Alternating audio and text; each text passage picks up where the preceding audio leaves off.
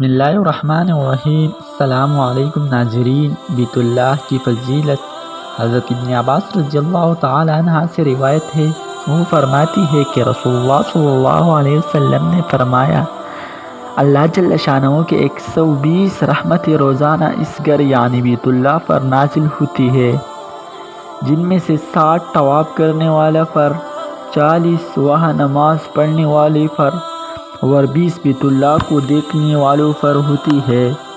بیت اللہ شریف کو صرف دیکھنا بھی عبادت ہے اور باعث رحمت ہے، چنانچہ بہت سے صحابہ رضی اللہ تعالی عنہم اور تابعین سے اس کے فضائل منقول ہے۔ ان میں سے چند یہ ہے: نمبر 1، حضرت سعد بن المسیب رحمہ اللہ تابعی فرماتی ہے کہ جو شخص ایمان و تصدیق کے ساتھ کعبہ کو دیکھے وہ گناہوں سے ایسا پاک ہو جاتا ہے جیسی آج ہی پیدا ہوا۔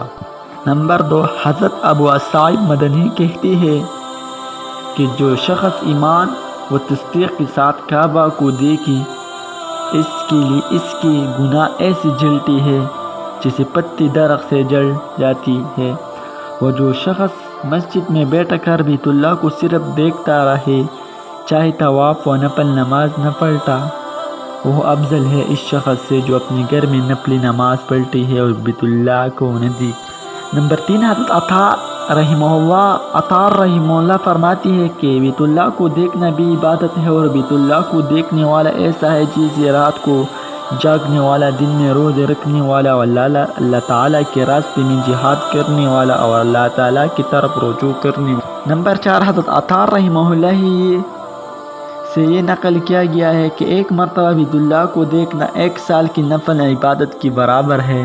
نمبر 5، حضرت طاؤس رحمہ اللہ کہتے ہیں کہ بیت اللہ کا دیکھنا افضل ہے اس شخص کی عبادت سے جو روزہ دار، شب بیدار اور مجاہد فی سبیل اللہ ہو۔ نمبر 6، حضرت ابراہیم نخعی رحمہ اللہ کہتے ہیں کہ بیت اللہ کو دیکھنے والا مکہ سے باہر عبادت کوشش سے لگے رہنے کے برابر ہے۔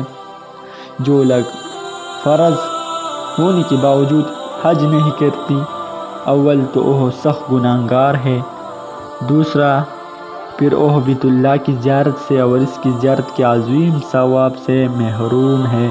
انہوں نے اس اجر و ثواب سے محروم رہنا گوارا ہے۔